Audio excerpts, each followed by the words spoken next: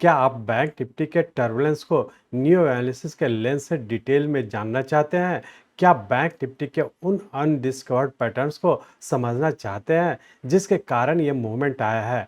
क्या Elliott wave theory और new analysis के माइंड ब्लोइंग पावर से रिटर्न्स को जंप कराना चाहते हैं? क्या जानना चाहते हैं करेक्टिव फॉल के मेन फीचर्स? नमस्कार दोस्तों, स्वागत है आपका डॉक्टर संजय वेब के यूट्यूब चैनल में। दोस्तों, आज मैं doctor Sanjay Sinha, technical analyst working on new web since last 28 years.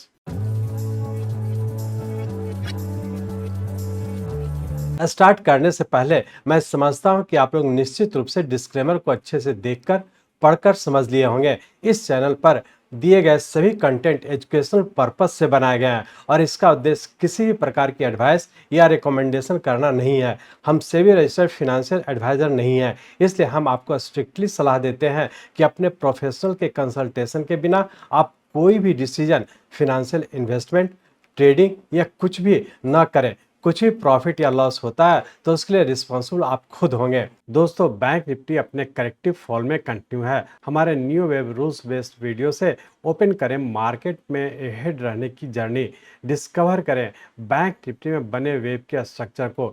चाहे आप मार्केट में बिगनर हो या एक्सपीरियंस ट्रेडर, हमारी knowledge and strategy field video आपको बेहतर ट्रेडिंग डिसीजन लेने में एक्सपर्ट बनाएगा।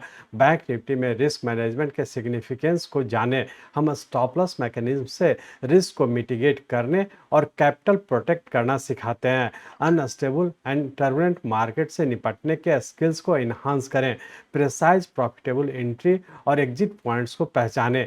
हमारे वीडियो में देखें real world examples and case studies. हम बैंक निफ्टी के लाइव चार्ट पर करेक्शन में फर्दर डेवलपमेंट को एक्सप्लोर करेंगे। Bank Nifty trading and investing में न्यू एनालिसिस के स्पेशल रूल्स समझें। रिस्क रिवार्ड रेशियो को एनालाइज करना सीखें। बैंक निफ्टी के अनसर्टेनिटी को प्रॉफिट मेकिंग बनाएं। मुनाफा को मल्टीफोल्ड करने के लिए और इन सभी चीज़ों को समझने के लिए चलिए हम लोग चलते हैं बैंक निफ्टी के रियल टाइम चार्ट पर। ये बैंक निफ्टी का हम लोग का डेली चार्ट है और इस डेली चार्ट में हम लोग देख रहे हैं कि हम लोग का यहाँ पे एक इम्पल्स वेव कंप्लीट किया था जो कि 9th वेव का फॉर्म में कंप्लीट किया था और इसके बाद यहाँ पे हम लोग का प्राइस वाइज करेक्शन हुआ जो कि हम लोग का करेक्टिव फॉल का 10th वेव पूरा करके और पुनः हम लोग 11th वेव के फॉर्म में ऊपर कंटिन्यू किए। और इस 11th वेव के तहत भी हम लोग देख रहे हैं कि ऊपर का 1, 2, 3, 4 और 5 वेव जो कि उससे बड़े टाइम फ्रेम का हमारा 11th वेव हो गया। और इसके बाद यहाँ से हम लोग करेक्टिव फॉल में इंटर कर चुके हैं। यहाँ पे हम लोग का जो इम्पल्स वेव का फॉर्मेशन हुआ जिसमें हम लोग का रफली 15 दिन का टाइम लगा और इसके बाद यहाँ पे हम लोग का 27 जून 2024 को पूरा करके और यहाँ से हम लोग करेक्टिव फॉल में इंटर किए हैं। जबकि हम लोग यहाँ पे देख रहे हैं कि यहाँ पे हम लोग का करेक्शन में अब तक के लगभग 20 दिन का टाइम बीत चुका है, लेकिन इस इम्पल्स का रफली हम लोग का 38.2% तक आ चुका है और उसका बाद हो सकता है कि अभी छोटे से रेंज बाउंड में ही रहने की संभावना है। अब हम लोग ये देखने की कोशिश करेंगे कि यहाँ से ऊपर की ओर इम्पल्स वेव कंप्लीट हो जाने के बाद यहाँ पे करेक्शन किस पैटर्न में है और आने वाले समय क्या होने की संभावना है। तो इसके सबऑर्डिनेट वेव को एनालाइज करने के लिए इस डेली चार्ट को कन्वर्ट करते हैं आवरली चार्ट में। यहाँ पे हम लोग आवरली चार्ट में आ चुके हैं। इस आवरली चार्ट में हम लोग देख रहे हैं कि यहाँ पे हम लोग का करेक्टिव फॉल का 10th वेव पूरा करके और पुनः हम लोग 11th वेव के फॉर्म में इस पॉइंट पे पूरा किया और जिसके तहत हम लोग सबऑर्डिनेट वेव में देख रहे हैं कि यहाँ पे हम लोग का 1, 2, 3, 4 और 5 वेव इस पॉइंट पे कंप्लीट किया जो कि उससे बड़े टाइम वेव का हमारा 11th वेव था। और इसके बाद यहाँ पे करेक्शन के तहत हम लोग नीचे इंटर कर चुके थे जिसके तहत हम लोग देखे थे कि नीचे का ए, बी और सी वेव इस पॉइंट पे कंप्लीट किया जो कि एक फ्लैट पैटर्न का फॉर्मेशन कंप्लीट करके और यहाँ पे हम लोग पिछले वीक डिस्कस किए थे कि यहाँ पे हम लोग का करेक्टिव राइज के तहत एक्स वेव का फॉर्मेशन होना है और एग्जैक्टली हम लोग यहाँ पे देखे कि करेक्टिव राइज के तहत ऊपर का ए, बी और सी वेव इस पॉइंट पे कंप्लीट किया जो कि उससे बड़े टाइम फ्रेम का हमारा एक्स वेव हो गया और पुनः फिर से हम लोग एक नए पैटर्न में इंटर कर चुके। तो हम लोग ऐसा कर सकते हैं कि यहाँ पे हम लोग का एक इम्पल्स वेव पूरा करने के बाद एक करेक्शन इस पॉइंट पे कंप्लीट किया जो कि फ्लैट पैटर्न का करेक्शन था और उसके बाद यहाँ पे एक्स वेव बनाने का एक नेक्स्ट पैटर्न में हम लोग इंटर कर चुके जिसके तहत हम लोग का नीचे का ये वेव बन चुका है और फिर से हम लोग इस करेक्टिव फॉल के करेक्टिव राइज में इंटर कर चुके हैं। तो बहुत ज़्यादा संभावना है कि इस वीक के हम लोग रेंज बाउंड में ऊपर रहने की संभावना है, लेकिन ध्यान रखें जो भी राइज होगा ये करेक्टिव फॉल का करेक्टिव राइज होगा और इसी करेक्टिव राइज के तहत हो सकता है कि इस वीक में हम लोग का रेंज बाउंड के तहत ऊपर का 51,900 और नीचे का 50,500 इसी रेंज बाउंड में रहने की संभावना। छोटा छोटा ही ट्रेड करने का कोशिश करेंगे।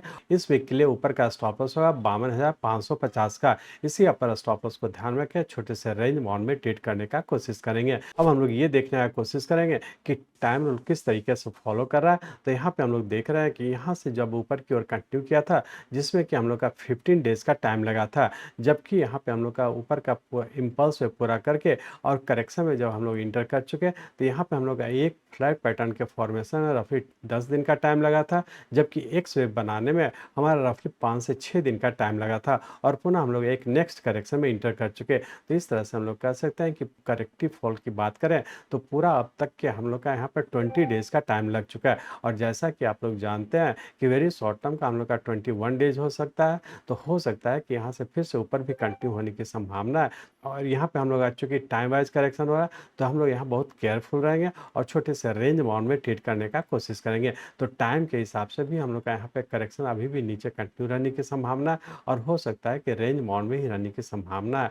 अब हम लोग ये देखने का कोशिश करेंगे कि मंडे ट्यूसडे को क्या होने की संभावना है। तो इसके लिए हम लोग इस आवर्ली चार्ट को कन्वर्ट करते हैं 15 मिनट के चार्ट में। यहाँ पे हम लोग 15 मिनट के चार्ट में आ चुके हैं। इस 15 मिनट के चार्ट में हम लोग देख रहे हैं कि यहाँ पे हम लोग का एक स्वेप बनाने का करेक्शन के तहत नीचे का 1 2 3 4 और 5 वेव इस पॉइंट पे पूरा होने की संभावना है, जो कि उससे बड़े टाइम फ्रेम का हम लोग का करेक्टिव फॉल का ये वेव है। और इसके बाद यहाँ से हम लोग फिर से इस करेक्टिव फॉल के करेक्टिव राइज में इंटर कर चुके हैं। तो बहुत ज़्यादा संभावना है कि मंडे ट्यूसडे को रेंज बाउंड के तहत ऊपर का 51,600 और नीचे का 50,900 इसी रेंज बाउंड में रहने की संभावना है। लेकिन मंडे ट्यूसडे के लिए जो लोअर स्टॉप लॉस होगा 50,430 का, इसी लोअर स्टॉप लॉस को ध्यान में रख करके ऊपर की ओर कंटिन्यू रखेंगे। चूंकि इस फॉल का करेक्टिव राइज हो रहा है, तो अभी हम लोग मंडे ट्यूसडे के लिए जब भी नीचे आता है डिक्लाइन पे बाई करके ऊपर के लिए प्रॉफिट बुक करें और लोअर स्टॉप लॉस को फॉलो करने का कोशिश करेंगे। लेकिन एक चीज़ और ध्यान रखेंगे, चूंकि ये मंडे ट्यूसडे के लिए करेक्टिव राइज है, तो करेक्टिव राइज के लिए हम लोग डिक्लाइन पे बाय करके ऊपर के लिए प्रॉफिट बुक करेंगे, लोअर स्टॉप लॉस को फॉलो करेंगे। यदि वीकली पॉइंट ऑफ व्यू की बात करते हैं, तो ऊपर जब भी हम लोग का 52,000 के आसपास जाता है, तो अपर स्टॉप लॉस को ध्यान में रख करके ऊपर के लिए प्रॉफिट बुक करें। या फिर शॉर्ट करते हैं तो अपर स्टॉप लॉस 52,550 के अपर स्टॉप लॉस को फॉलो करते हैं, शॉर्ट करते हैं तो लोअर लेवल पर प्रॉफिट बुक करके एग्जिट होते रहने का कोशिश करेंगे। तो इस वीक में चूंकि रेंज बाउंड में रहने की संभावना है, तो जब भी डिक्लाइन पे आता है बाई करके लोअर स्टॉप लॉस को फॉलो करें। ऊपर के लेवल पर यदि शॉर्ट करते हैं तो अपर स्टॉप लॉस को फॉलो करते हैं, छोटे से रेंज बाउंड में ट्रेड करने का कोशिश करेंगे। वेरी शॉर्ट टर्म की बात करें तो वेरी शॉर्ट टर्म में हम लोग का यहाँ पे एक इम्पल्स पे पूरा करके और वेरी शॉर्ट टर्म के करेक्टिव फॉल में इंटर किया है। जब भी हम लोग का वेरी शॉर्ट टर्म का फिर से ऊपर का स्टॉप लॉस करता है, मतलब जब भी हम लोग का वीकली पॉइंट से ऊपर का स्टॉप लॉस करता है, तो फिर से हम लोग डिक्लाइन पे बाय करके ऊपर की ओर कंटिन्यू रखेंगे जब तक कि वीकली का 52,550 का अपर स्टॉप लॉस ब्रेक नहीं करता है। बहुत एग्रेसिव होकर के हम लोग डिक्लाइन पे लॉन्ग पोजीशन बनाने का कोशिश नहीं करेंगे, छोटा छोटा ही ट्रेड करने का कोशिश करेंगे। इस तरह से हम लोग कह सकते हैं कि वेरी शॉर्ट टर्म के करेक्टिव फॉल में छोटे से रेंज बाउंड में ट्रेड करें। वीकली पॉइंट ऑफ व्यू से हम लोग ये कह सकते हैं कि अभी भी हम लोग का रेंज बाउंड में रहने की संभावना है, तो छोटा छोटा ही ट्रेड करने का कोशिश करेंगे।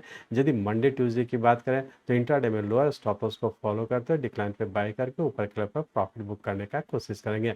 इस तरह से जो भी लोग जिस टाइम फ्रेम का ट्रेड करना चाहते हैं अकॉर्डिंगली उसी हिसाब से आप लोग अपर स्टॉप लॉस या फिर लोअर स्टॉप लॉस को फॉलो करते हुए आगे की ओर कंटिन्यू रखेंगे। मैं चाहता हूं, मेरे जीवन का लक्ष्य है कि नियो एनालिसिस के नॉलेज से इस मार्केट में कोई भी लूजर ना हो। इसको आप सीखें, लोगों को सिखाएं, लोगों को मदद करिए। हमारे साथ जुड़े रहने के लिए, आज के वीडियो को ध्यानपूर्वक अटेंड करने के लिए, इसे दूसरों तक पहुंचाने के लिए आप सबका हृदय से बहुत बहुत धन्यवाद। जय हिंद।